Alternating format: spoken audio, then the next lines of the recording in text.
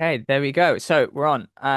Adriana, welcome to the podcast. So usually how it goes is right at the beginning I get the guests to like introduce themselves, like give people some Okay. background so they know who they're listening to. And then yeah, and then I'll jump in with some questions. Yeah, for sure. So thank you so much for having me, Sam. I'm super excited. Yeah, so a little bit about me. I currently work in venture capital. That's how I met you. And before that, I worked at a tech startup. And then before that, I just graduated uni. Um, Living in London, I've lived in London my whole life.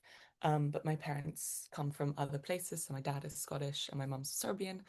Um, and yeah, yeah, that's pretty much me. Yeah, no, cool. Yeah, So where in Scotland is your dad from? he is from Airdrie. It's Okay, literally right that's outside more of than right. Glasgow. Oh, okay, okay. I had my best friend growing up, such a funny guy. And so his name was Angus MacDonald. And his dad's name was Donald MacDonald, and he was Oh, the funniest guy ever. And he was from Glasgow. I don't know. I just feel like a lot of funny people come from Scotland. There's yeah. yeah, there's so many like I so many of mean, my favorite comedians come from there. with the name Donald McDonald, like you gotta You be gotta be like funny. Yeah, yeah, you can't not. yeah. As so that's where your I guess your last name is like Scottish then.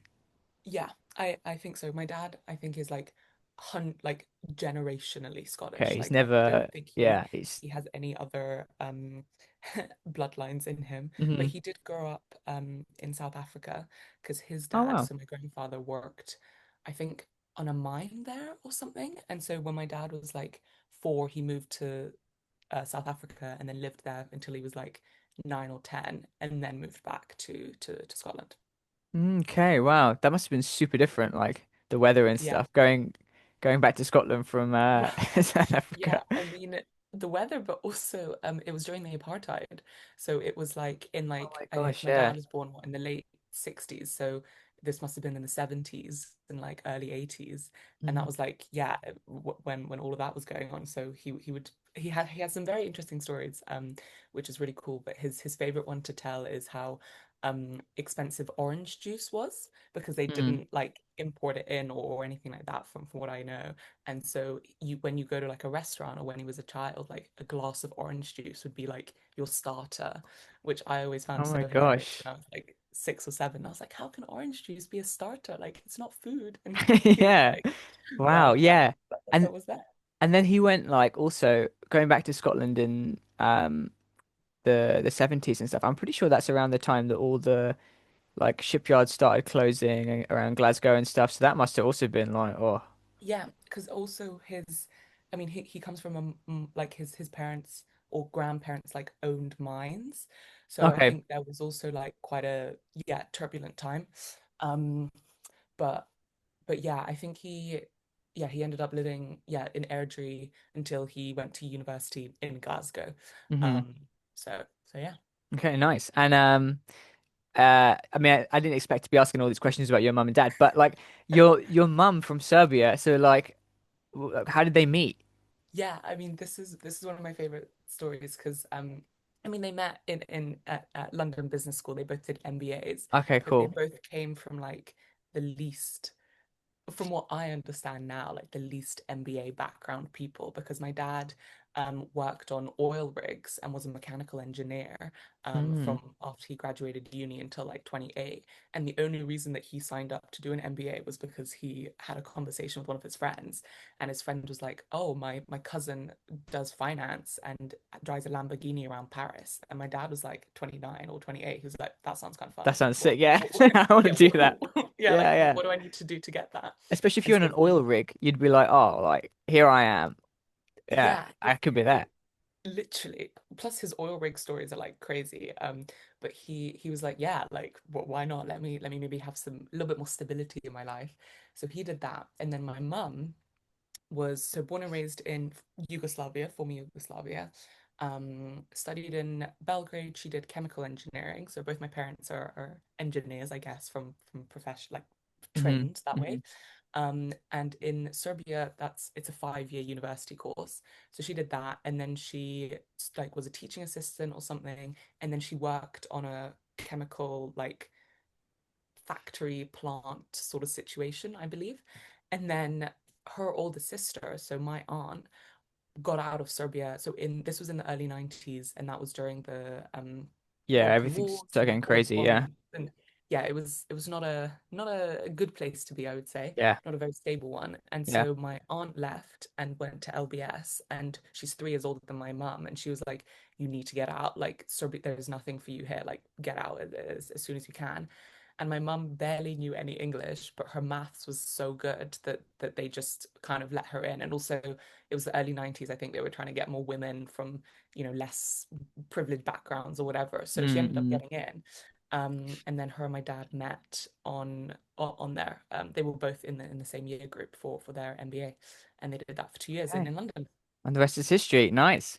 Some Exactly. people say MBA is like a lot of people find their like spouse on an MBA Yeah, well, I think from their friendship group, like everyone ended up ending up together together. basically. Okay, it's like friends or Or something. like, Yeah. yeah, or and especially because I think, yeah, it was literally like friends.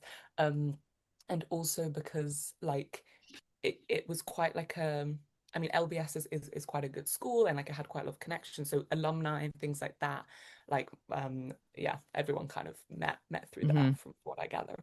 It sounds so fun. Like I Yeah, didn't do a master's in the end, but when I was considering doing it, I was like, oh man, that sounds fun. Like going back to school for a year, and an MBA seems like double that because you're yeah, already. I mean, I don't want to throw MBAs under the bus and say no one learns anything, but it seems like academically, it's not. From what people have told me, they said they drank a lot of alcohol. They yeah. also learnt things, but the social side is big. Yeah, and I think MBAs from my parents' understanding, or from what I know, because they're some of the, and like my aunt, they're the main people I know that did it that are a little bit older. They say that the main thing is your connections, and you go there Yeah, to yeah, build a network that in 5 to 10 or 15 years can be in positions that could be like helpful to you or like something interesting, and you basically get a really broad range of people that come to that from different backgrounds, and they go into a broad range of things afterwards. So it's like a kind of yeah, pool of cool, interesting people that are going to be doing cool, interesting things after. yeah, yeah. My boss, she did an MBA as well, and Mm. like a few times now, we've had calls with people, or we've asked for references from people who she did the MBA with. So like, it really does seem like that network. Yeah, it pays off. Yeah, Um, it's cool. So they met there, and then after a while, you come along, and so you grew up in London. That's kind of interesting to me because um, I grew up in.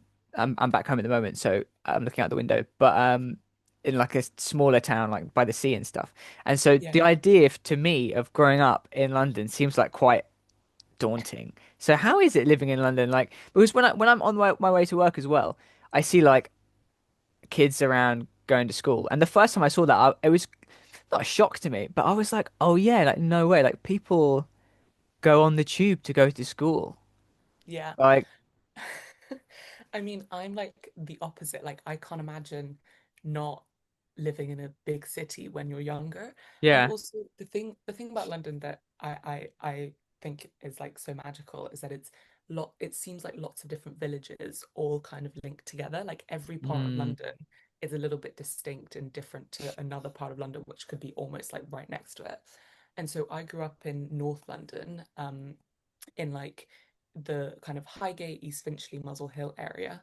Um, and that was almost like that's the suburbs effectively in my head, because it was, you know, this is gonna sound ridiculous to people that live like in Guildford or St. Albans, but like it was like a 40-minute tube ride into center of town. And I was like, oh my gosh, like I'm so out of London. I mean, I didn't know anything hmm obviously when I was a kid. But and so that area was super like it's quite like a well-to-do, like kind of quote unquote, I would say maybe a little bit more of the posher kind of area. And so my mm, like I walked to school basically every day. From when I even from like year 6 onwards, I was basically walking to school like 20-30 minutes. Like we lived really near because it was like catchment area schools. And then on the weekends when I grew up a little bit, when I was like 14 or 15 or like 13, like me and my friends would like go to, I don't know, we would go shopping on Oxford Street, or like we would go to my friends really like to go to art galleries, which was kind of funny when I was like 14 or 15. Okay. So And do we'd you go think to they like, like really, it was that kind of performative or like did they actually, were they actually down I for the mean, art? actually, my friends that I was friends with, I mean, that I'm still friends with now, my group of girls, like they're super creative and artistic and they love like fashion and art and like all of Mm. this. So we actually went and I mean, we genuinely had fun. Also because when you're 15, like you have no money, like I, I wasn't like a massive like party girl when I was that like at that age. So it was nice to just go into town and go to like the National like History Museum or the National Portrait Gallery, which are free and Yeah, like yeah. we were all like we grew up on that because our parents would take that like on Saturdays or like on the weekends we would go to all these museums and different places. And so going back when you're 15 with your friends is like kind of fun. It's also like yeah, I don't know, I thought it was kind of funny. Crazy. So Yeah, yeah, your parents aren't there. It's crazy times. Yeah. we're going to an art gallery. Yeah, Wow. wow. Yeah. Cool. But yeah, so it was fun. I think I never really, looking back, it's like I was in a very, I was in a bubble basically. I lived in the same, like I literally lived when we moved house a couple times, and then my parents got divorced when I was 7. So my dad lived a little bit further north, but I was basically always living in the same 5-minute drive from this one area from the age of like when I was born to when I left for uni. So I kind of always knew where I was and what I was doing and where the Budgeons was and the local Costa and like the Sainsbury's aisle where the bagels were and like all these things. Like I just knew that because Mm. I grew up in the same place for 19, 18 years of my life. So Yeah, yeah, it was yeah. kind of like my own little village, I guess. Yeah. Yeah, and I guess that's how it works. Like people have because to me, like I'm like, oh, London is so big and how do people manage it and stuff, but it's I guess when you're in your little area, it's like a town. Yeah, It's just you're close to like central London. It's like you could really be anywhere. Um yeah, yeah. exactly. And yeah. But I don't know. It just seems dangerous though. Like maybe I'm just like it makes me sound like such a farmer, being like, "Oh, so dangerous. Be careful." But I guess like yeah, it just really is just like a town. Like you're saying, you're walking to school and stuff, but Yeah. it's just as it would be. It's no more dangerous there than I guess like Yeah, I mean, yeah, also like I said, I grew up in quite like a nice area and stuff. well, yeah, nice area, Yeah. like safe area. So I didn't really appreciate that there were other areas in London that aren't like that. So I was very privileged to Hmm. kind of have that kind of it never crossed my mind, and it never like obviously I don't think it crossed my parents' mind that much really. Hmm. Like I mean, obviously they were like watch, cross the road and look both ways and wait for the green man, but it was never like if someone comes up to you with a knife, this is what you do. Hmm. Um, Hmm. and I think that's kind of like gone in with me throughout my life. Like I'm not really scared of streets and things. I don't know. Like Hmm. yeah, like now when I like come back home from like a night out or like it's dark and stuff, like I genuinely don't really fear stuff, which I know is kind of a bit of a aloof way to think about it, but I'm like, hey, like I've lived in London 24 years now almost. I'm kind of Yeah, I'm I'm kind of alive. okay. It's I'm good. alive. Yeah. I'm okay. And I've Yeah. been to other places, but it's not helpful because then when I go on holiday and I travel and I'm like, oh, like it's fine. Like It's an nothing's gonna alleyway. happen to Don't me. worry about it. It's just Yeah, a don't worry dark about it. alleyway. There's not gonna Which be anything down there. Yeah. exactly. Which touchwood has been fine so far, but I Yeah. think a little bit like I mean, obviously, like don't like I don't do stupid things, but it's like yeah, I feel like I never really grew up thinking that London was dangerous, so I just Mm, mm, don't, which is mm, mm. also a kind of a bit of an ignorant thought to have as well. But yeah, Yeah, no, but it makes sense. Um, yeah, because like if and I think it's if I'd have been, I have friends who've grown up in cities as well, and they kind of feel the same. Like they would find living in a like a smaller town really boring, and like yeah. they don't Well, feel like when the tube is super busy, I'm like, oh, this is awful. Like, I'm not saying that you'd love it, and you're like, yeah, like you deliberately go on the tube at 5 p.m. just to experience what it's like to be kettled yeah, in there. But like, it doesn't affect them so much, and they just get on with it. So, I think yeah, you just get used to it and stuff. but what's it been like for you, like going from that, like did you live in a place where like you kind of would walk down the street and you would like know everyone and it was like super small, It or did wasn't, you live in like a yeah. little bit? it wasn't super small. Like the guy who was on last week, I was talking to him, and he lived in a super small place. Like he would have like cows, like you'd be able to Well, see cows at any given moment, you know? Um, yeah, that's so and cool. so it wasn't like the town I'm from is called Eastbourne, and it's not really super small, but it's Yeah, just it's. I think one big difference is it's quiet. Like it's never really quiet in London, but yes, here, like 100%. after 8 p.m. ish, it's really quiet and stuff. Yeah. And then yeah, and then like you definitely would bump into people, like, especially when I was younger, you'd bump into people like quite a lot. And so if you Yeah. were like on the weekend in town, like there's a decent chance you'd see someone you knew. And I Mm, went to school in a different town, so it was like that was like a less for me. But the people who went to school in in Eastbourne, like they would yeah. everyone would know each other like in the town centre. Like it'd be like you'd know everybody. Yeah. Um, and you see, yes, you would recognize people quite a lot actually, I guess. Yeah. I But it mean, wasn't like a village situation where everybody is got it. seriously Got it. like, you know, the Yeah. butcher might come around for dinner or something. Um, Yeah. but yeah, No. so I don't know. I think this, and it never was like that busy, you know, like how the Mm, tube is or how Oxford Circus can get, you know, it never yeah. Oh my God. was like That's that. great. And there's also quite a lot of space and like Mm. lots of green kind of stuff, like lots of parks, and it's like right next to a national park, Ah, beautiful. the South Downs and stuff. So you'd always be like, and it's on the sea as well. So Yeah. it's just a different vibe Ah, because you're so close to like empty space. I don't yeah. know. I think, well, my mum has moved out of London now and she lives closer to the sea on like the Essex coast. Mm, And like it is such, I forget about how intense London I think can be, like with the sounds and with the people and with everything going on all the time, because she lives somewhere where they have like one main road, like one street.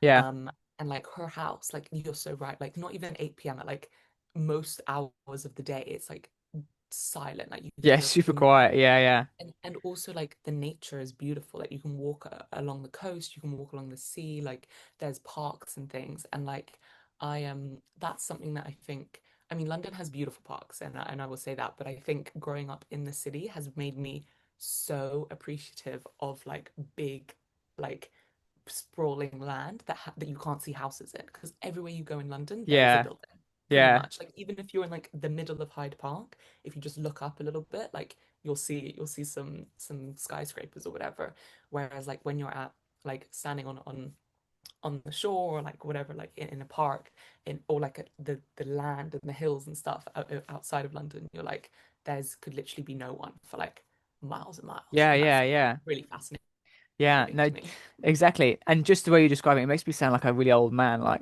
I can't handle the noise and the people. But yeah, No, it's good. It's good. Like so I really enjoyed. I think everyone kind of enjoys where they grow up. Well, not everybody, but like yeah, if but if it wasn't super traumatic, you tend to like be like, oh, this is okay.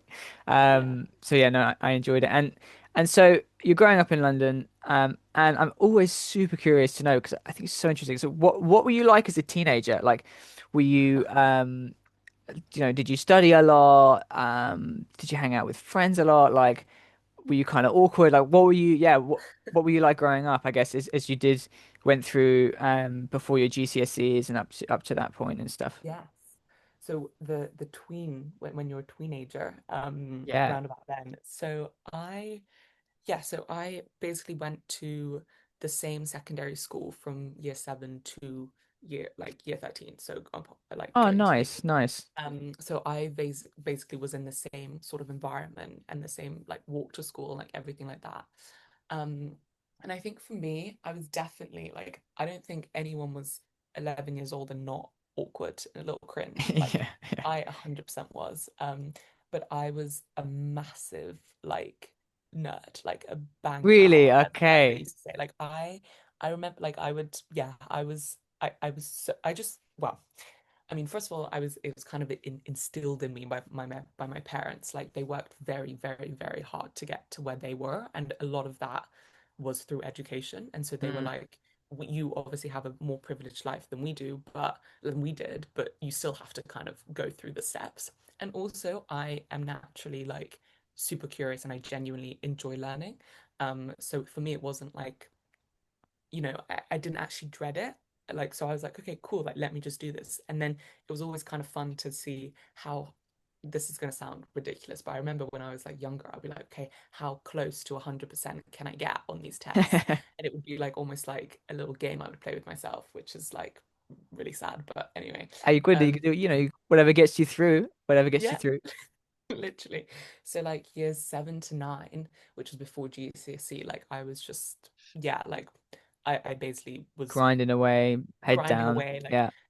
I watched, yeah, like I mean, I had friends, and like that was really fun. And the friendship group that I formed in like year 8 or year 9, like a group of girls that like three or four of them I'm still really, really close to now. So that has been, and they're probably like apart from like a few that I had when I was like a child, like a baby, um, they're probably my longest kind of Oh, that's really my sweet that you longest guys are friend, still which is really friends. nice. Yeah. Yeah.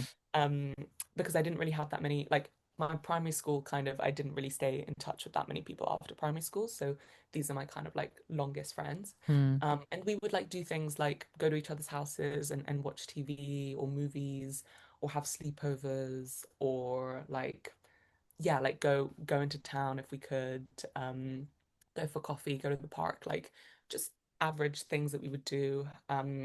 I spent every weekend pretty much with my dad, so like on that, or like every other weekend. So I do things with him, like and my Hmm. sister. We like cook together or like go for walks and things, which was fun. And then yeah, I basically just did a lot of schoolwork effectively. Hmm. And then GCSEs as well. Like I was a very kind of disciplined, like hard worker. I was like, this is exactly like what I'm gonna do. Like I'm gonna get the highest grades I can. Like da da da. Um, and I picked really like subjects that I really liked and that I enjoyed. So I did. I mean, you have to do all the maths and sciences and English, but then I did Mandarin Oh, because I wow. wanted to Cool. go to China. That was the only reason. Our school had like a link to China, which was really random because it was a random state school in North London, had a link to this random institute in Beijing. But Hmm. either way, I got to go to Beijing for 10 days, which was so cool. And then I did history, which is has always been like my like little love. Mm. And then I did, what else did I do? Sociology and drama. And those are the two ones that my dad allowed me to do like more quote unquote Mickey Mouse subjects because I was gonna do more like, you know, academic. If 80% was academic, I could do 20% like whatever, fine, like go study social stuff. And I was like, Yeah. right. And drama was really fun because yeah, I love like speaking and like woo, like it's always fun. So Yeah, yeah, yeah. drama GCSE was good. And then yeah, for GCSEs I basically like yeah, worked as hard as I could and got the grades that I wanted. And then in the summer, so this was when I was 16, and then from 16 to 18 was probably when most people like I kind of behaved the way most kids would behave when they're like 14 to 17. So I like discovered like going out and drinking and No boys way. and Really? having like a big friendship group because of my friendship group of like the kind of close-knit girls kind of expanded into this other Okay. friendship group when I was 16. So we ended up having this massive friendship group where it was always someone's birthday, so there would always be house parties, which was great. Hmm. And then in sixth form, our sixth form kind of opened up and well, it was a little bit bigger, so other people from different schools came, and it was like bigger and like there were lots of other things going on. So from 16 to 18, I kind of like not like went off the rails, which is ridiculous, but Yeah, I yeah. kind of had a very marked shift from when I was like 15 or 16. Like it was literally that summer. I was like, right, I'm like, I'm out of this. Like I'm doing my own thing. Hmm. Um, so yeah, so that was then also like quite a different shift. Hmm. That's so interesting. It's always like, so I'm always curious to ask people this question because like you never, it's really hard to know how people, well, some people it's more obvious, but for a lot of people they'll say like how they were as like a teenager and you're like, oh no way, like it really, like when you were saying like you were a big nerd when you were younger and you wouldn't tell, you wouldn't know because I mean maybe I'm thinking, oh, if someone, the kind of person who says that, you expect them to now still be like kind of awkward and like, oh, like, but Yeah, and it's interesting, and it has such a big effect on you as well. I think the way you grew up, um, Yeah. but and it's like yeah, it's so interesting how you also got to high school and you kind of like started going out more and stuff like that. Were your parents not like, oh, what's going on? Were they Well, what's funny is that my sister probably, I've got a younger sister, she's 2 years younger than me, and she probably had the more like traditional archetype of like you're 12, you're 13, and then at like 14, 15, you start like kind of experimenting with these things. And then by like 17, 18, you're like you're locked in kind of again? like yeah, exactly. Or Yeah, you kind of you're not like you're not brand new to it. yeah. So I started going out when my sister started going out effectively. Oh my gosh, Um, and it was me, my mum, my sister in this house. So three women. My mum was definitely going through menopause. I was a 16-year-old, like absolutely just raging. And my sister was like 13, 14, also just raging. And it was the most intense household. mm, mm, Like we look back and we're like, oh my gosh, like how did any of us survive? Like there was like me, my sister and I, like when we were younger, would argue all the time. Like really? we're literally on it at each other's throats, like for ages. And then I think when I turned like 16, 15, 16, and Nikki started like she then became less of like a little sister and more of like a human to me Yeah, because yeah, she was like had her own thoughts and feelings, which she obviously always had, but I just diminished them because I was yeah. like, you're like my baby sister, like you're not like what do you mean? Um, but then as like we kind of realized that we're both growing up and we're both becoming women, like our relationship really kind of like solidified and I still Oh, like nice. have a really, really strong relationship with her. But for my mum, I think it was just like just absolutely chaotic. Like oh, it was crazy. Like I would be out like Friday nights, then my sister would be out Saturdays, and then I would have a part-time job on Saturday the full day. So I would be out the house. And then during the week, like we both played violin or like we had other extracurriculars or like whatever. So there was constantly people going in and out of the house, like kind of chaotic. Like my mum was working obviously like full time and it was just complete mayhem and like complete Mm, madness. So there was all of that, and then my dad was just we would just see him like on the weekends, and I don't think he really had a clue until a little bit later, and we were like, oh dad, like we were out like drinking vodka from like the vodka bottle, like just straight, like like doing all these like yeah, silly yeah, things that you yeah, do when yeah, you're like 16, like in a park or yeah, like whatever. yeah. He was like, "What, really? Like, I wouldn't have took that." And I was like, "Yeah." But anyway, so I think for my mum, I don't know, like I I think yeah, like obviously your relationship with your parents changes as you grow up and they Mm, start to realize that you need them less and less, I think. Um and then it kind of goes back. So like I would probably say like from 15 to 18, like my relationship with my mom probably wasn't like the best it could be, but then you kind of flip and you're back when you're like 18 or 19, you're like, oh my gosh, like you're my best friend. So it's like yeah, I don't know, I feel 100%. like there Yeah. was that little kind of because also that's when like you're figuring things out for yourself, like I said, I went 0 to 100, so I was like figuring out things for myself. And yeah, and then it kind of stabilized a little bit during COVID because that was my like gap year because I finished sixth form in COVID year in 2020, and then I was like, okay, I'm gonna take a year out before I go to uni in 2021. And during that year, like me, my mum, my sister got like kind of back into like a probably more stable routine Mm, because you were mm, just spending so much time together, you kind of are forced to do yeah. that. Yeah, and I think as you like but when you're a teenager, your parents are almost just like an obstacle to your Mm, fun. So you're kind of like always like they're telling you you can't do stuff. They're telling you need to chill out. They're yeah, telling you need to come home for dinner and stuff. So you're always annoyed at them. And you don't understand. And you're like, why won't yeah, this person just let me like ruin my life? And then when you get literally, older, you're like, oh man, thank God that they were there because if they weren't, I'd have been seriously screwed. And exactly. I can't believe that they made me all those meals, and I can't believe that they like dealt with my shit for all those years. So yeah, I think you have like an epiphany where you're like, oh man, this person like actually really helped me a lot, and I should be nice to them. Yeah, no, Um, 100% agree. and so you guys, when you were in that like stage, when you were like say 14 to the end of high school, so you played violin then? You did what kind of like extracurricular stuff did you do? Yes, great question. So, my mum, I think my mum read a book when we were like when she was pregnant with me, and she was like, you need to develop the child's right brain and their left brain. And so she Mm. was like, okay, they need to not just do like schoolwork, they also need to like be exposed to like creative processes and different parts of that. And so we yeah, from the age of 4 till 19 I played violin, Oh and so did my wow. sister. Yeah, so but it was one of those things that I kind of hated until I was about 14. So for the first 10 Yeah, years, I was yeah. like, I don't do this. I don't practice. Like, I was also the tallest person. Like, my sister and I are pretty tall. Like, I think she's 5'10" and a bit, and I'm like 5'9" and a bit. And we've been that height since like we were both 10 or 11 or Oh my 12. God. So you must And have looked like so giant in the class, yeah.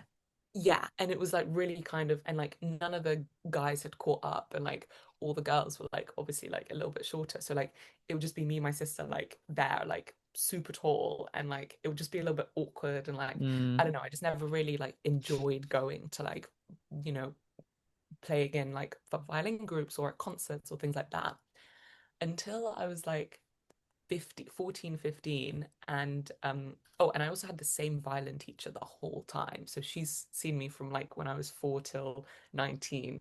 And I always talk about how Wow. like she was based, my mum and sister and I joke about how she was basically our family therapist, because all three of us would go one evening every week for like 2 hours, an hour for me and an hour for my sister, and we'd sit there, and like someone would be crying, someone would be like, oh my God, like this has happened. Then she'd be there, like being like, okay, but this is what you guys need to work on, like all of this. So we joke about that, and I still have quite a good relationship with her now. That's She was really also our sweet. next door neighbor for Wow. Oh, when that's we such a moved nice setup because out. Yeah. she probably came to know you so well. And then also she lives next door and oh man, that's nice. Yeah, like it was, yeah, so that, like I think she played a massive role like in my life, which I don't Mm. think I fully appreciated until like afterwards. But yeah, so I basically hated it until I was like 14, 15, and I realized, and she was basically like, look, like I know you don't like this, but you're locked in until you're 18 because you're still a child effectively. So you can either for the next three years hate it even more and like cannot be like, wait until it's over, or you can lock in and like produce beautiful music. Like if you tried, you have it. Like you learn the technique. And this is your teacher telling you this. It's my teacher telling me Okay, this, okay, yeah. okay. And I was like, well, you know what, I may as well try.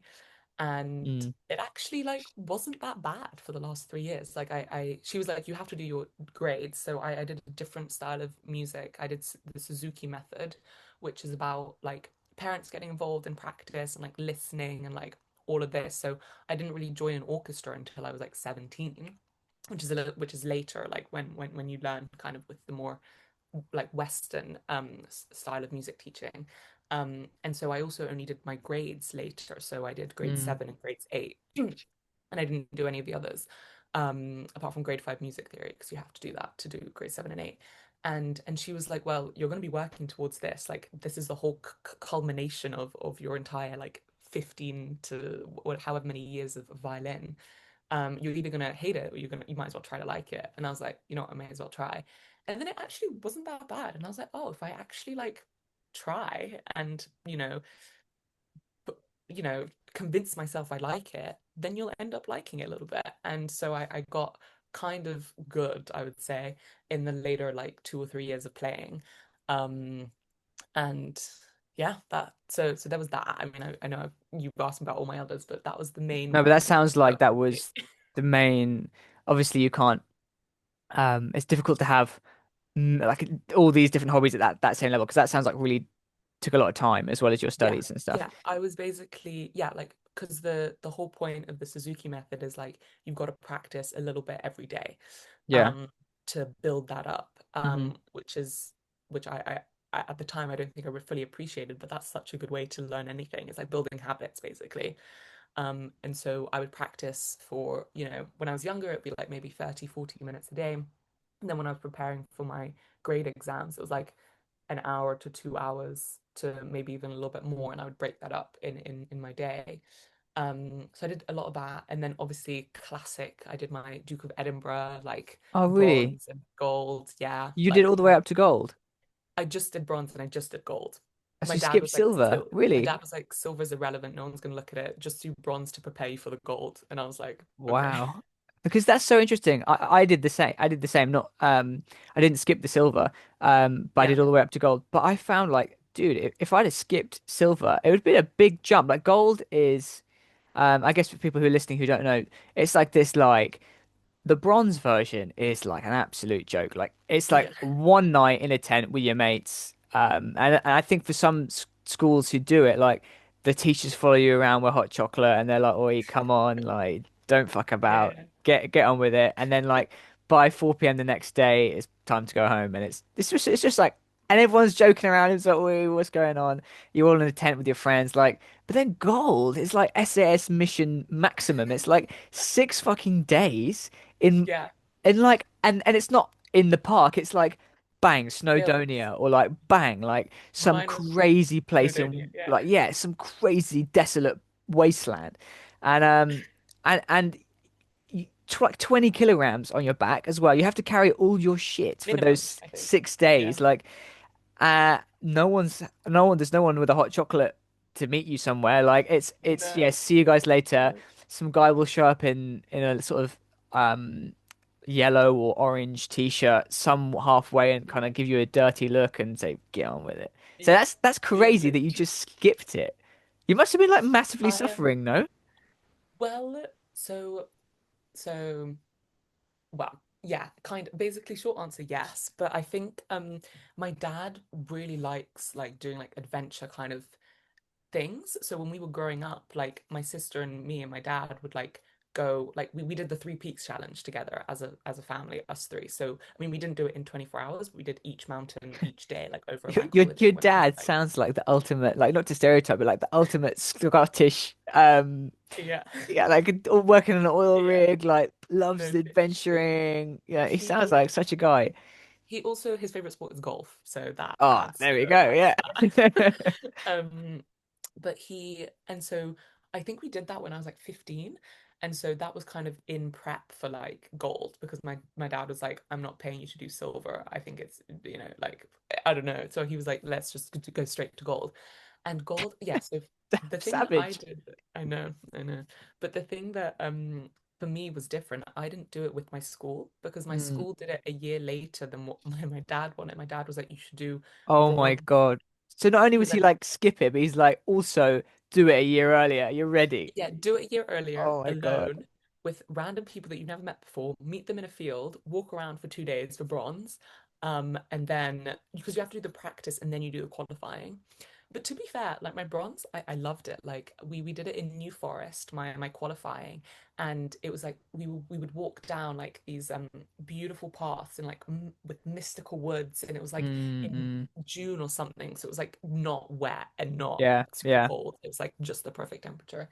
And then we I remember so vividly they were counting all their ponies in this one like area, and so we had to stand to the side because like hundreds of ponies were being like hurled into like this place that they could count them. And I remember one pony fell and broke its leg, and Oh my then the God. guy had to shoot it because it was like Bro, that no. because Jesus. a horse with a broken, like a wild horse with a broken leg, that life is worse than no life. And I remember we were stood there and we watched the whole thing happen maybe like 5 minutes, like a rush of ponies. This one pony falls, breaks its leg. A guy kind of after all the other rush kind of had passed, he goes and he's like, genuinely, I think he turned to someone and was like, and then just shot What it are you gonna because it do? was like what are you gonna do? And I remember and I was like, whoa, like that memory is so ingrained in me. And then so bronze was like kind of fun, like But whatever. hang on, hang on, hang Gold, on. yeah, That is seriously crazy. Like because well, I mean you must have been like 13 or something, right? yeah, I was 14. Yeah, 14. It was year And nine. like just just yeah, that's like seriously traumatic. Like to see oh it's like this cute animal and then it like probably just seeing it break its leg is probably like rough in itself because Yeah, it's like screaming and it's an animal and that when they're in pain it's really horrible. And then yeah. to see some guy be like, well, and then just bang, like shoot it in the head. I mean, it was like, Oh yeah, it was my shock. And then God. I remember it was just completely silent because it was us on our, it was like me, the guy that was like leading us because it was our like practice, and then like four or five like random people that I'd met literally the day before, and we're now right, we're going to be walking for 10 hours a day together. And then like the people that were like organizing this pony count, and then after the shot, like that's I think that's the only time I've ever been that close to a gun in my life, like a shot. Um, Actually, yeah, maybe that's true. And it was like silent, and I remember being like, "Whoa!" And then the guy was like, the leader was like, "Guys, we gotta go because we've got Gotta get out of two here before hours to get to the more next horses checkpoint." get shot. Yeah, and I was like, "Whoa!" But I remember like the most like, it was an insane thing seeing all the horses like gallop, and they were like all trying to count them. Like it was incredible. And then for Wow. my gold, we did it in the Brecon Beacons, which is where they train the SA special unit for the special SAS, forces. yeah, yeah, yeah. SAS, yeah. But for my gold, which is always a funny story, is I actually met one of my really close friends through that because again, my dad just sent me with some random gold expedition that was happening, Mm, and we met in this bunkhouse, and it was me and like a bunch of people, and we were splitting into like two groups because it was going to be two groups of gold, and we were going around in my group of like four people, and everyone was like, "Oh, like where are you from? Like where'd you grow up?" yeah. And I was like, "Oh, like I'm from London." And then this girl is like, "I'm from London too." And I was like, "No way." And I was like, "I'm from North London." She's like, "I'm from North London." And then I was like, "Oh, I'm from like East Finchley area." And she's like, "I'm from Muswell Hill." And it turns out that we lived like maybe 30 minutes away from each other. No way. And Oh, cool. yeah, and her name's Flo, and we really really bonded on that practice exhibition expedition, and then we also ended up coordinating to do our uh The real one. the real one Yeah, together yeah, as well. yeah. So I ended up like she's seen me in some states that like some of my friends nowadays like haven't seen me, Yeah, 100%. because you'd be like trekking in like these marshes, and on the qualifying one, my I had a really something happen in like my pelvic like muscle really hurt whenever I stepped for like literally one whole day. So So I had for a to whole you're day, lucky you didn't get I, shot at that point. honestly, so true. It was good I was doing it in the Brecon Beacons and not in New Forest. Yeah. Um, but I was sobbing the whole day because I was in so much pain. And she just held my hand that whole time. And honestly, I'll never forget it because I was like, this girl has known me for like maybe 5 days of my life, maybe Mm-mm. four.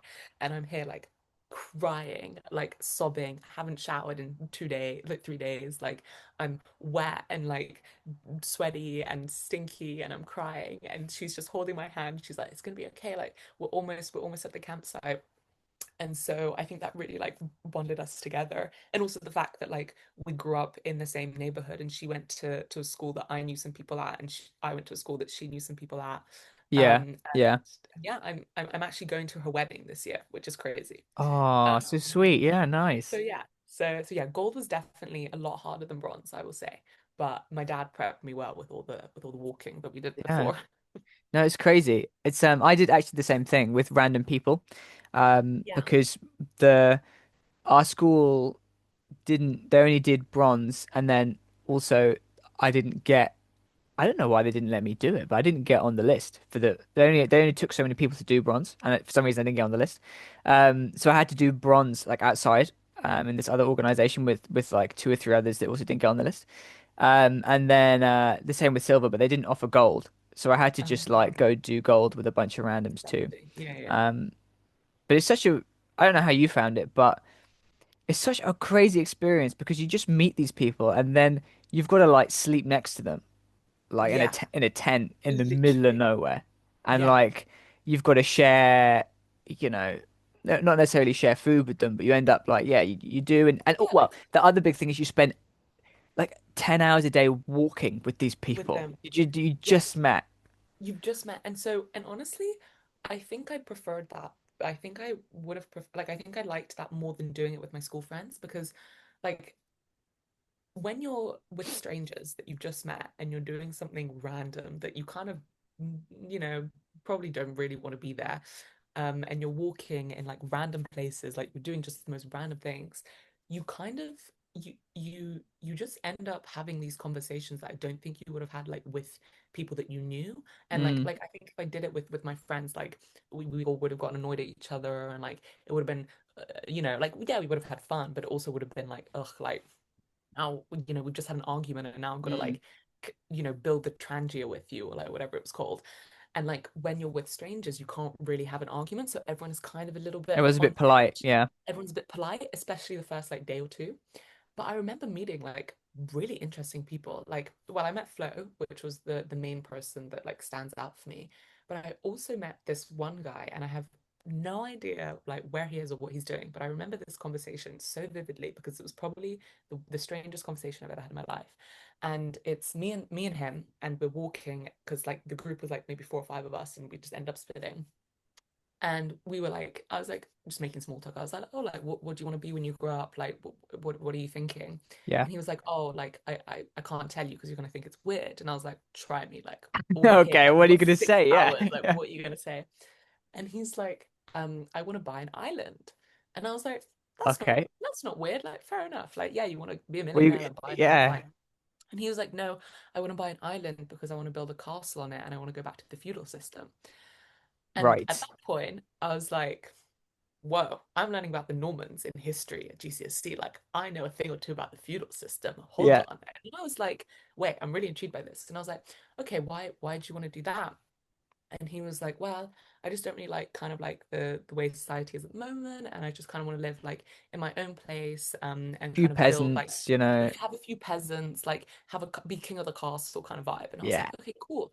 And I was like, but won't you be like lonely? Like, are you gonna find like a wife? Like, how would you do this? And he was like, yeah, like I'll obviously have to have a wife because then I Oh have to God, like yeah, yeah. cook and clean and like Of course. look after the castle. And I was like, but what but but what if she doesn't want to do that? Like, is she going to have a job? Like, is she also going to be out? And he was like, no, like women, like, no, that's not That's what they women's want to place. do, obviously. That's what Yeah. they want to do. Like, they want to stay in it. And I was like, okay. And then I was like, okay, but what happens if you can't have? Oh, well, and then I was like, where would this island be? And he was like, oh, probably off the coast of Africa. And I was like, why would you, why off Africa? And he was like, It's oh, getting I don't seriously know, like suspicious. yeah, I was like, oh, da, da, da. And then I was just like, okay, I've just got to ask the question. I was like, would you have slaves on your Yeah. on your island? I was like, I just had to ask, and he was like, I think if someone was indebted to someone else, they could use slave work, like do unpaid labor to kind of pay off the debt. And I was like, okay, this is really interesting, like really bizarre, but also really interesting. Like, I'm like fascinated by this person. Also, he's like a 15-year-old boy.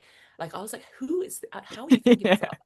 And then my favorite part was how he was like, yeah, like I was like, okay, but what happens if you can't have your island? Like, would you kind of try and replicate some version of this, like on like in like real life, quote unquote? And he was like, yeah, like I'd probably like buy a house and then have like a wife who like does all the cooking and the cleaning and stuff. And I was like, yeah, but wouldn't the house like it would be her house too? So like, what if she decided she wanted to do it? And he was like, no, like I would own the property, like it would be my property. I don't think women should own property. And I looked at him and I Right. was like, and I was like, I wish you all the best finding a Yeah. woman Yeah. who's gonna put up with that. And I was like, what about like we were talking about like showers and stuff. I was like, but why would she like I remember us having a conversation about like he was like, yeah, like she wouldn't own anything, like it would all be my house and my property. And I was like, but what if she earns more than you? And he was like, I don't Just think he'd didn't ever compute it, just error. Like, he just says no. And I was yeah. like, whoa. Um, so that was probably, and then he like didn't when he like wouldn't cook, like he wouldn't take up or down the tent, like he wouldn't do any No. domestic tasks. Yeah, Really? and I remember it was him and his friend was nice. Like I was like, why are you hanging out with this guy who clearly there is It's like a something, psychopath. yeah, or his brain just cannot compute like certain things. And he was like, oh, he's a nice guy, and I'm like, but is he like what? And so that I remember that conversation so vividly. I remember where we were walking downhill on some like random like stone kind of Yeah, step yeah, yeah. and having this conversation. And like I would never have had that or had that experience if I was doing it with my school. So thank you, Dad, for trying to push me a little bit Yeah. further and then send me somewhere a year earlier than I should have been.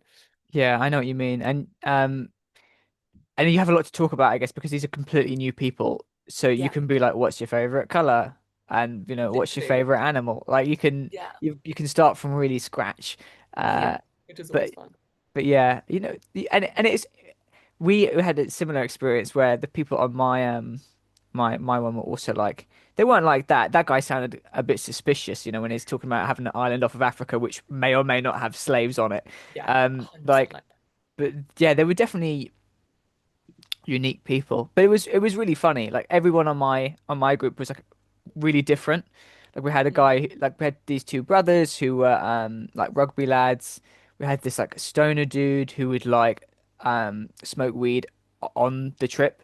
And Nice. then we had this like massive nerdy ginger dude who was from the US. So he had like such a like a stereotypically Throwback. nerdy Yeah. accent. He'd be like, "Oh guys, can we do this?"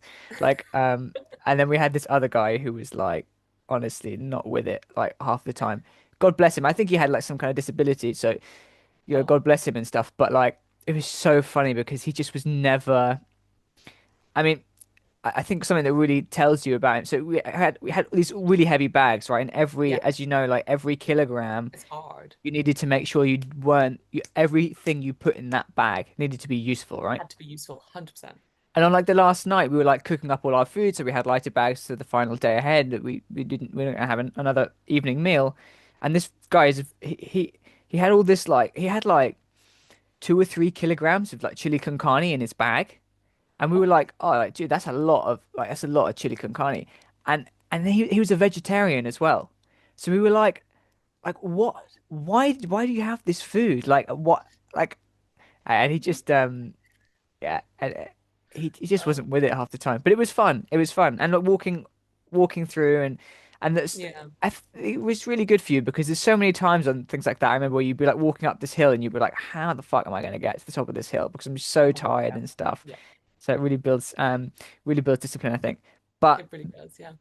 so yeah, we've not gone completely off topic. The main point was to ask you about like how you got to do what you're doing now. But so we'll get Yeah. back to it. So one thing I did want to say about the violin as well is it's so good that you did that because I imagine like now it's a real you probably really enjoy. I don't know if you play violin still or if you do it often, but you've got that skill probably for life. You'll you won't ever truly forget how to play that instrument. I don't think now. So Yeah. it's really I good. guess yes. And it's also sad because I don't play it. Like I don't think I played since I was 19, since I Oh went to wow. uni, which is sad because it's like I was talking about this with someone recently and I was like, it's really sad because I got to like a level that I was actually quite You're happy probably like sick playing as it. well. Well, I like could play some really cool pieces, and now I listen to those pieces sometimes when I'm like, I want to, I don't know, I want to listen to something different, and I'm like, wow, like I I could do could do that, like that, that, yeah. I could do Wow. that, like that was cool.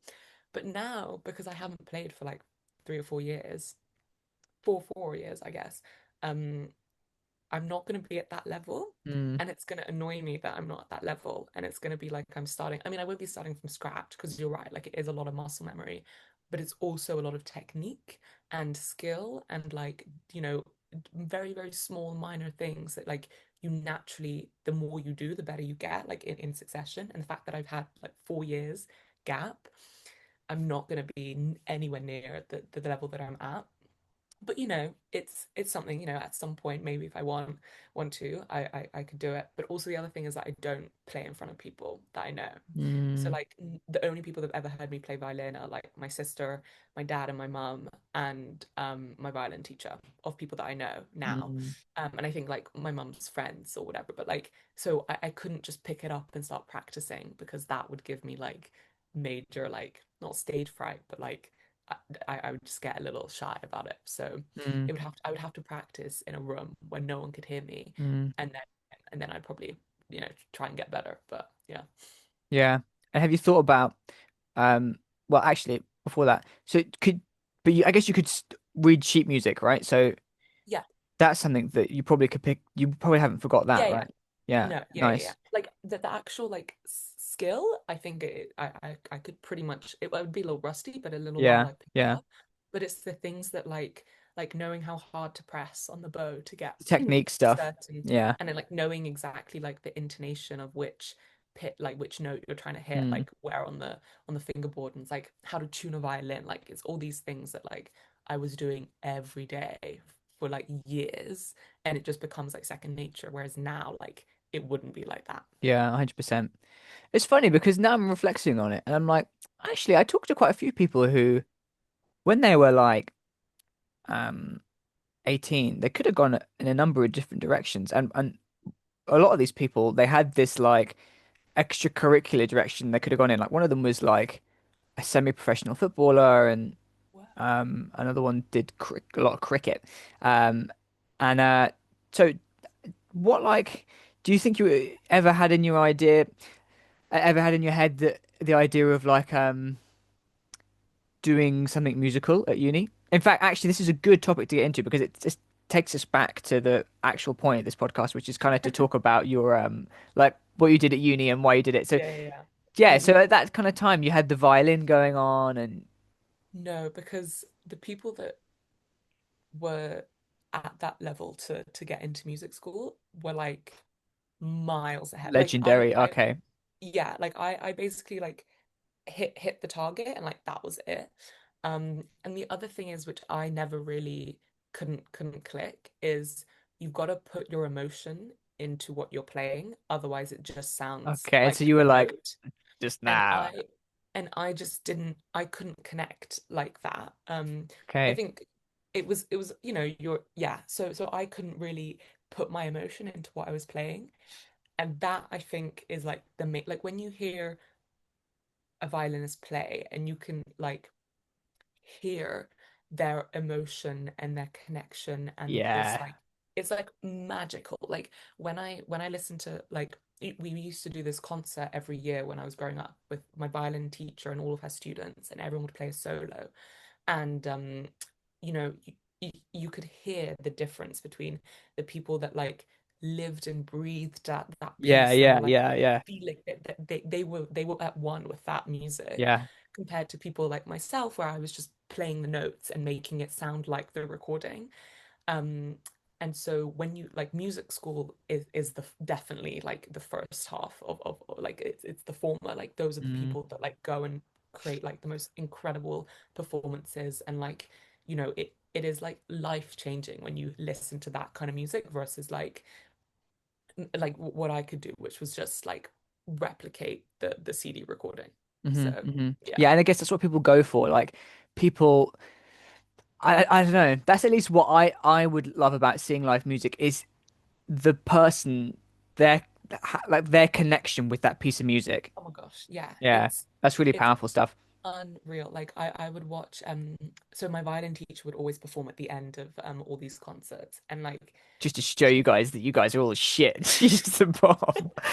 um and like I still think she's the greatest violinist I like ever, which is obviously ridiculous, but like she like it's something about the way that the room like shifts when Mm, someone is live standing and it's just them and a piano and they're like producing this sound that you yeah. can't even like comprehend where it's coming from or how it is. And I remember like one year like I think she like she performed something. I think it was like maybe when I was 17 or 18. It was like the most insane violin piece. Like whoever composed that was horrendous because it was the most like technically difficult, like Mm, crazy thing. And she finishes, and I remember just everyone in the room was literally like in awe. Like we were all whoa. like, "What?" Yeah, And then we were like, yeah, "Oh shit!" Now we have to clap. And then yeah, everyone yeah. clapped.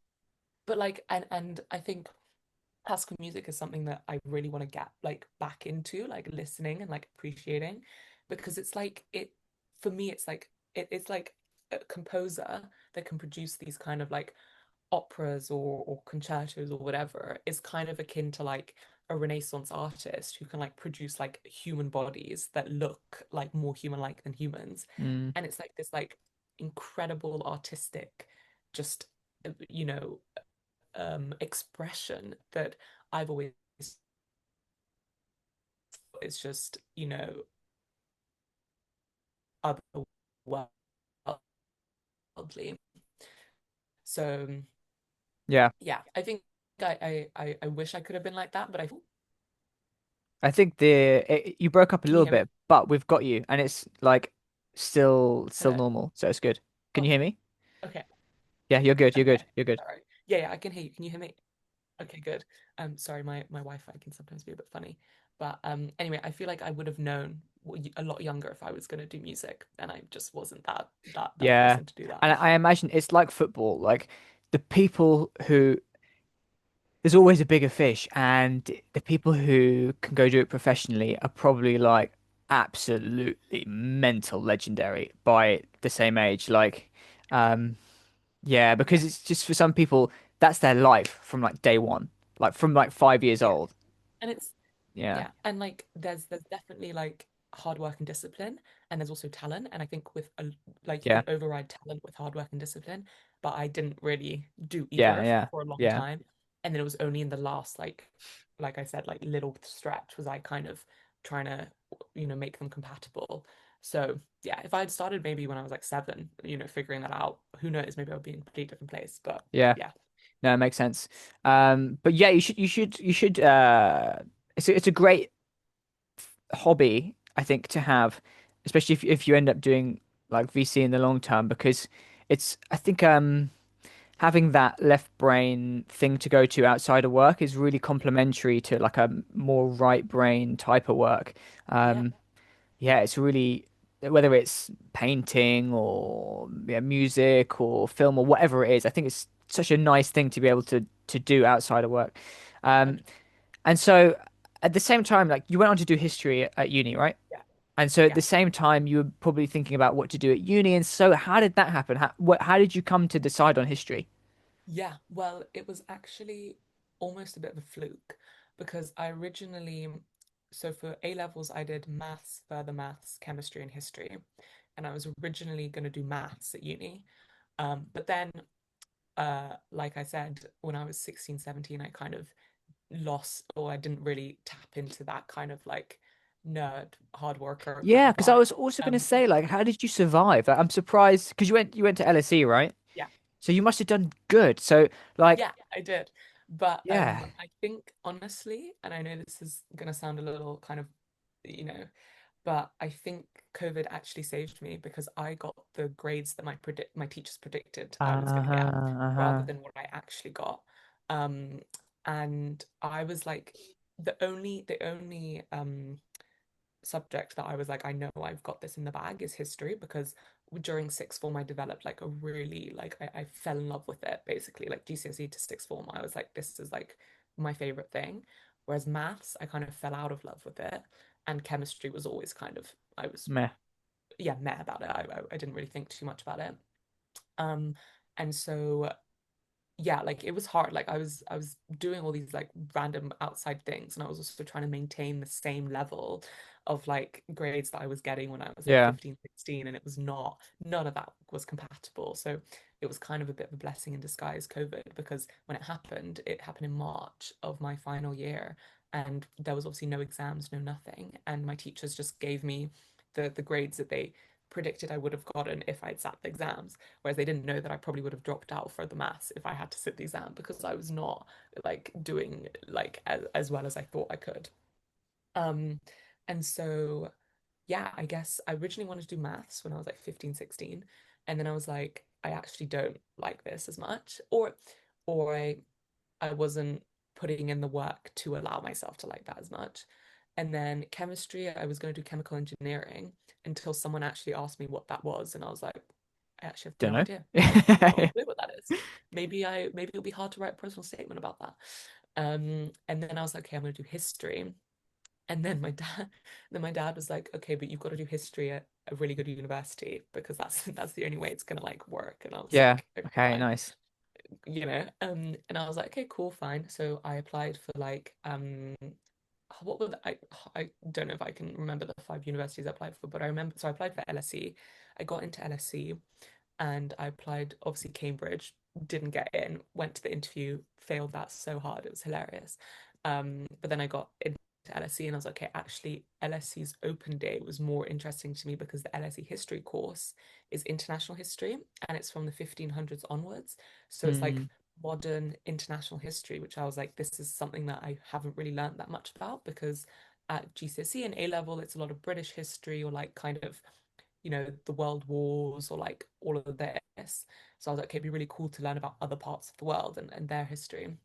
And then LSE also allowed me to defer a year. So I applied Oh, cool. um, and I applied with a deferred place because I was gonna in my gap year go traveling and stuff like that. And so LSE allowed that, whereas some of the other universities were like, no, because that they responded after COVID happened, and I think they wanted more people to start in September, and I was like, no, I want to start in the next year. Yeah, yeah. So it ended up kind of randomly that I was ended up doing history at LSE, but like it was the best, and like I wouldn't change that for anything.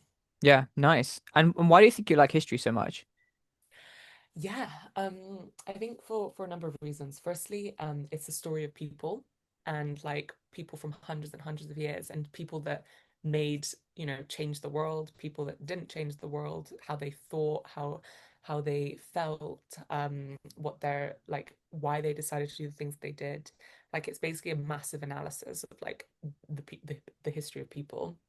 And it's also within that you realize that nothing, everything's changed, but also nothing has really changed. Like we've Yeah, always been, cranky and grumpy and happy and sad and emotive and stern and sensitive. Like humans have been pretty much the same since, way back when.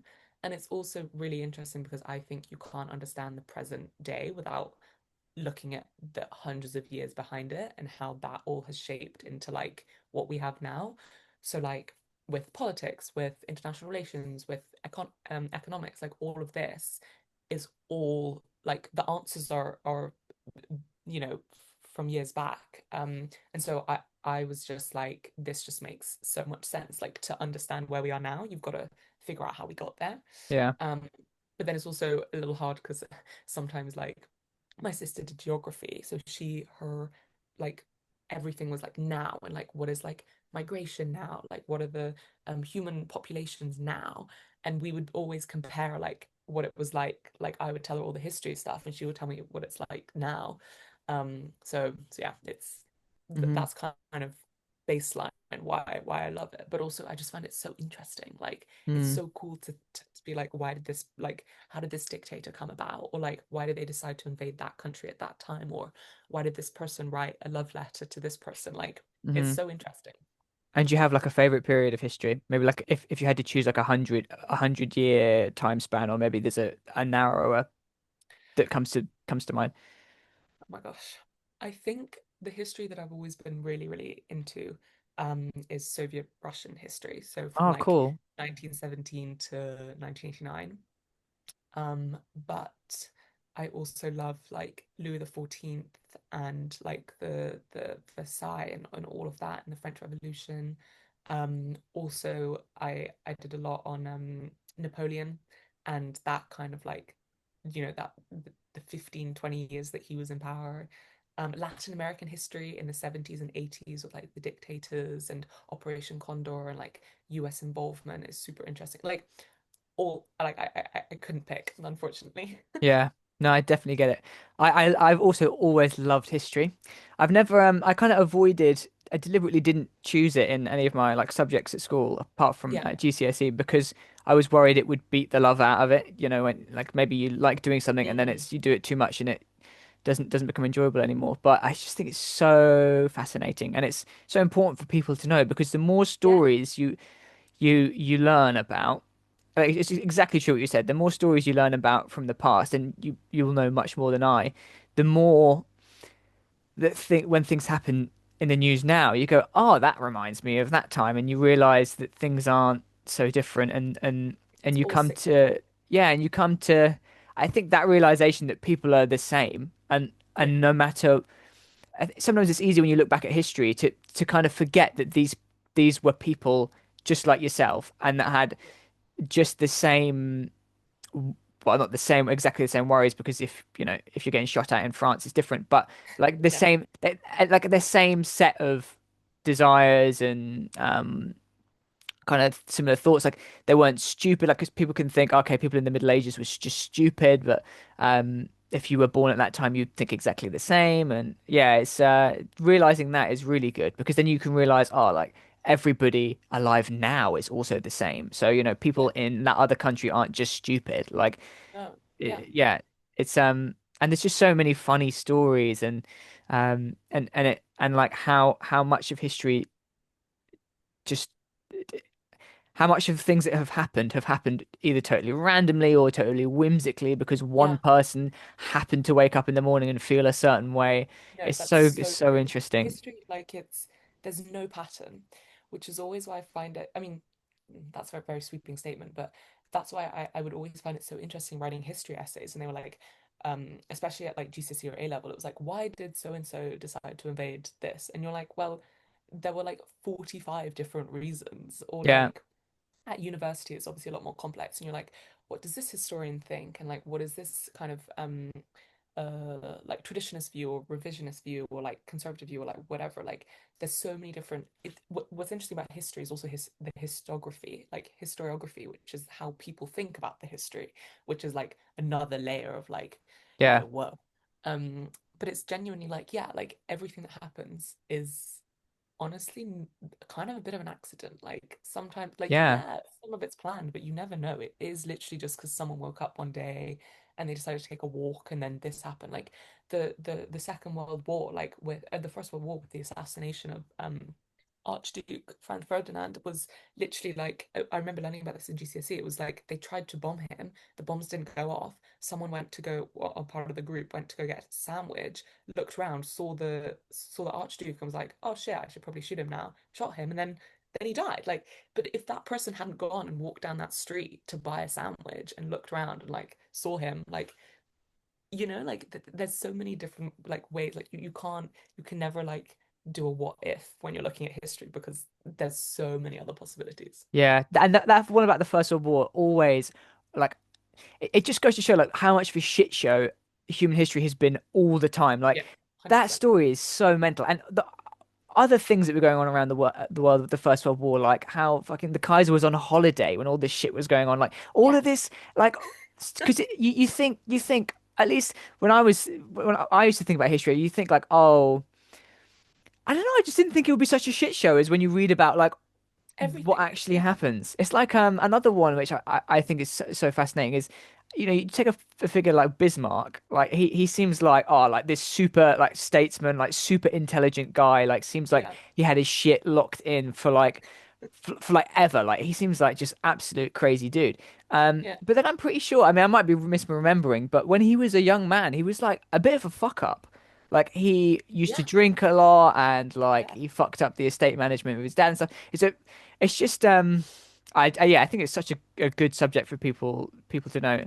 And so that's what you did at uni and like how did it why did you not like go on to be I don't know what history people do. Like I guess a history teacher is people what might Yeah. imagine, but like how did things change whilst you're at uni and in terms of going on to doing things after uni? Yes. So, I think the one thing that stopped me from like doing that is I didn't want to specialize in one particular niche region of history. Like, if you're going to be a professor, if you're going to do academia, like, you've got to know a lot about a tiny little thing. Like, I remember we were doing the Arab-Israeli like conflict, and that was one of the courses that I did, which was the most like insane thing I've ever like. It was so interesting.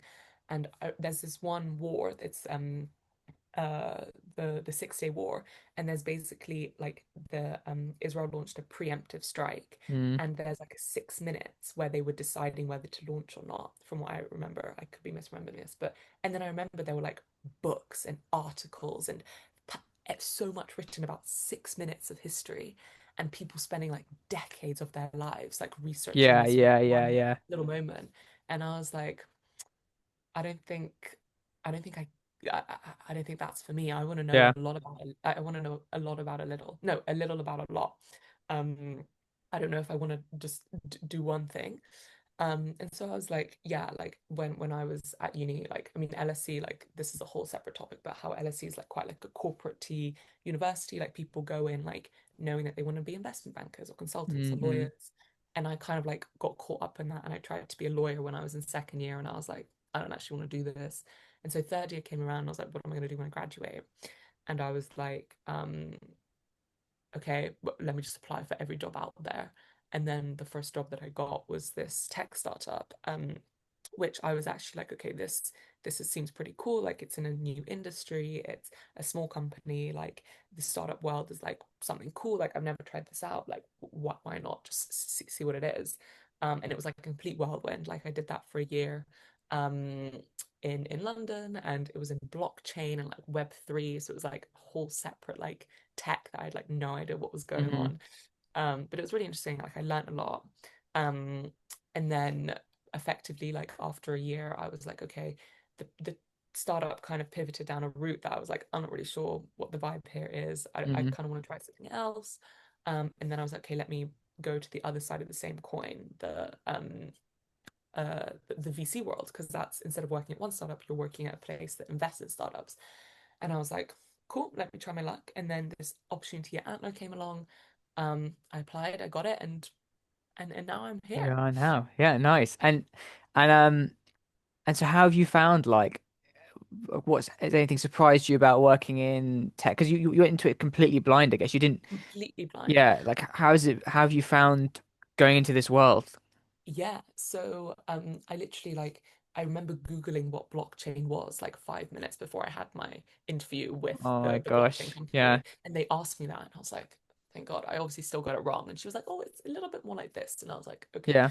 Um, but I think what surprised me is the possibilities. Like they are quite literally endless. Like I so Antler's a super early stage, so we have people come in with like ideas, and they don't even have a fully fledged company when we kind of work with them.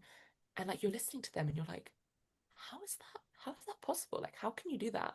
And then Mm. they go and do that. And I'm like, what? Like to me, Yeah. like that is like the most magical thing is I'm like, I had no idea this is even a thing that could exist. Mm. Like Lovable, when I found out about that last year, I was like, what? Like, how did someone come up with that? Like, what Yeah. does that even Yeah. mean? Or like I remember when ChatGPT came out and I was in second year of uni, and my friend was like, "Oh, you should try this out because you can just talk to it and it will like say things to you." And I was like, "What?" And then I remember looking at it and I was like, and I didn't hop on it for like ages. I was like, "Oh, I don't need that." And my friend was like, "No, Adriana, just make an account, just ask it a question, like it will speak back to you." And I was like, "This is really weird." And then I was like, what? Like someone created that. Like someone Yeah. sat there and was Yeah. like, this is what we need to do, and then built the technology to make that happen. Like that is just mind blowing. So I think the possibilities are like something that I did not even think about. And also like the how like how much of a bubble it is. Like I can sit and I can talk to you about these like things like Lovable or like PKI or like all these like big names that are like coming out now.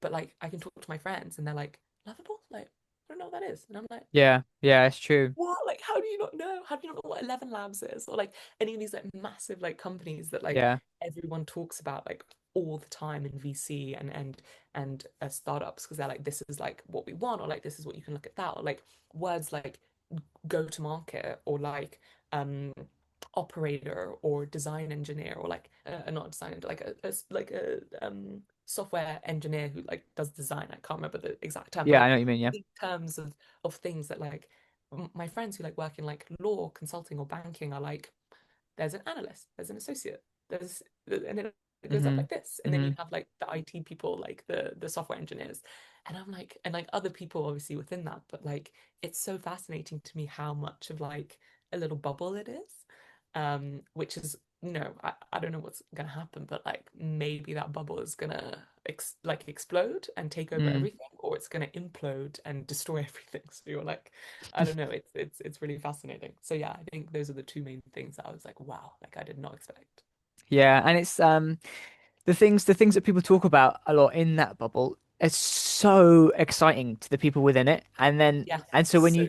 when you speak to other people and you realize, oh, this is not like they're not super excited about it or don't know about it, you're like, what? How? Like, how is this not like all consuming? But I guess that's what happens once you sort of start to really find something you love to do, you start to feel like, oh, like how do you guys not know about this? Like I guess if you work in ecology or something and you're like, oh, how do you guys not know like this name of a chimp or like True, this kind of exactly. type of animal and what it does? So it's a great, probably a great sign. But it is, I think it's a really cool place to work in for especially for young people because you get to meet all these exciting people all the time and they're Yeah, building like everything is super optimistic. Like everyone is trying to solve a yeah, really painful problem for at least yeah, a decent amount of people.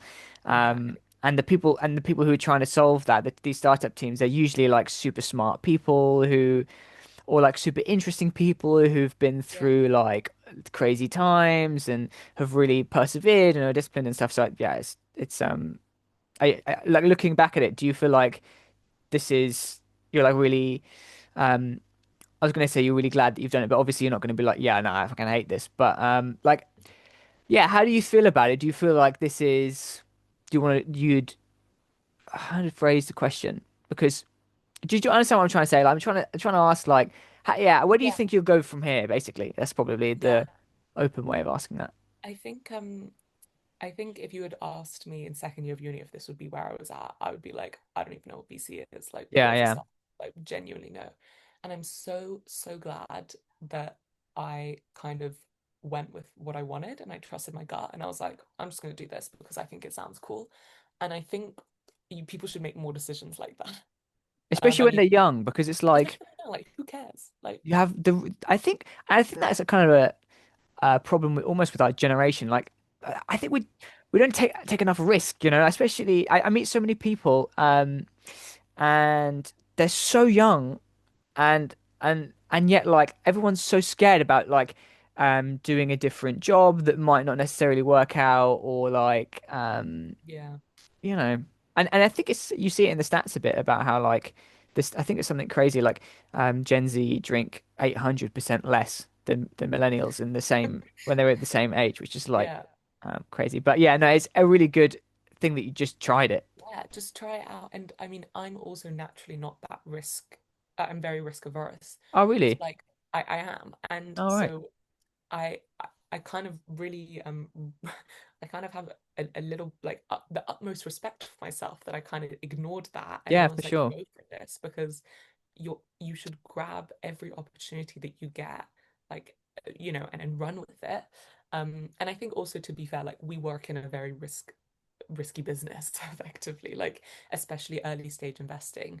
You're backing a horse or a jockey and you're like, this has got to win, but you might back the wrong one, Mm, mm, so it's like mm. at least you tried. But I think in terms of like where I want to go and what I want to do, that has always been my kind of Achilles heel. Like whenever people ask me where you see yourself in 5 years, I genuinely not a clue. No Like idea. I don't Yeah. know where I see myself in, like I'm on a 9 month fixed term contract. Like I don't know where I see myself at the end of June, let alone in Mm, in mm, 5 years. But I trust that like, you know, I'll figure it out and mm. whatever happens, like I'm gonna make the most of it. Um so yeah, so hopefully, I mean, I trust that it will all work out Perfect. effectively, but what that is and where that's going, like I have no idea. I think that's the right attitude. Like, I think it's not worth worrying about it too much because it's not totally in your control Yeah, and as long as you do your best and work hard and you know, I think things hopefully should go well. exactly. So I think that's a nice place to wrap up. We've been going for a while now, but before we do this thing now where I ask people for a quote, like their favorite quote, because at some point I'm gonna write them all down on post-its and have it as the background. And so yeah, do you have like a favorite quote that comes to mind? It puts you on the spot a bit, but that way it comes you come up with something organic. So yeah, what kind of a quote that stands out to you That's that you want to leave us with? um I think the one that sticks, well, the one that's literally just popped into my head, which I don't even know if this is like relevant, but I think it's a Maya Angelou quote, and she's like, people will forget like what you said, and people forget what you did, but they'll never forget the way you made them feel. And I like obviously I don't think about that quote every day, but I think it's really important to go through this life with kindness and with empathy and with understanding and tolerance, because that is the only way that we're gonna hopefully create a world that is a little bit nicer for everyone in it.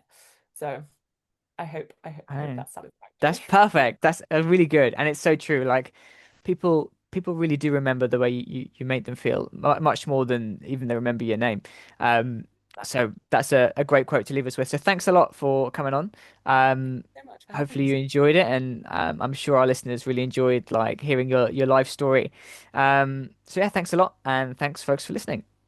Thank you.